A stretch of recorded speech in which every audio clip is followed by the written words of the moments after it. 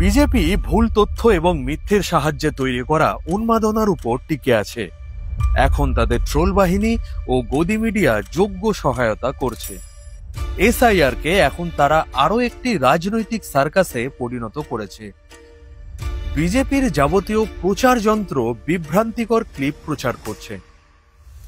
বাংলা ছেড়ে অবৈধ বাংলাদেশিরা গণহারে পালাচ্ছে বলে তারা দাবি করছে এবং প্রত্যাশিতভাবেই চাটুকার মিডিয়া ওই মিথ্যেগুলি পুরোপুরিভাবে গলৎকরণ করেছে। উদ্দেশ্য প্রণোদিতভাবে এই মিথ্যাগুলি ছড়িয়ে দিয়ে জনগণকে বিভ্রান্ত করা হচ্ছে।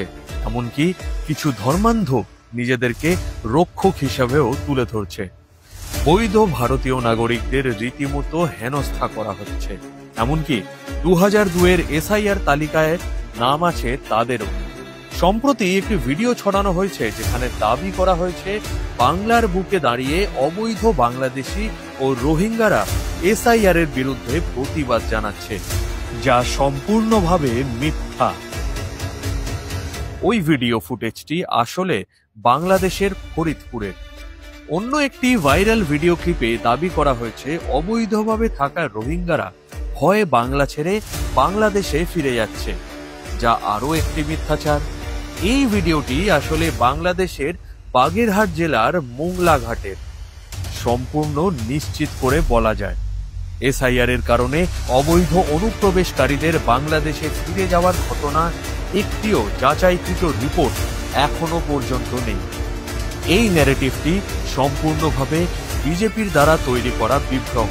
বহু বছর ধরেই বিজেপি বাংলার জনগণের ওপর জোর করে বাংলাদেশি রোহিঙ্গা তকমা লাগানোর চেষ্টা করছে। অমিত শাহর দিল্লি পুলিশ তো বাংলা ভাষাকে বাংলাদেশি ভাষা বলেই ঘোষণাই করে দিয়েছে। হেমন্ত বিশ্ব শর্মা তো প্রকাশ্যেই হুমকি দিয়েছেন, কেউ যদি জনগণনার নথিতে বাংলায় লিখে তবে তাকে অবৈধ অনুপ্রবেশকারী হিসাবে চিহ্নিত করা হবে। এমনকি গিরিরাজ সিং গণতান্ত্রিকভাবে নির্বাচিত বাংলা সরকারকে বাংলাদেশি রোহিঙ্গাদের সরকার বলে তকমা দিয়েছেন। वो अराजकता की सरकार है, वहाँ वो बांग्लादेशी सरकार है, रोहिंग्या की सरकार है।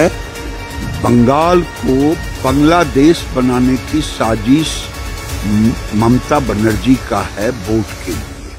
বাংলা এই ধারাবাহিকভাবে করে যাওয়া অপমান বরদাস্ত করবে না। আমাদের গণদেবতা এই সবের বিরুদ্ধে 2026 সালে এক উদাহরণস্বরূপ রায় দেবে। বিজেপি, বাংলার বুকে তোমার সময় শেষ।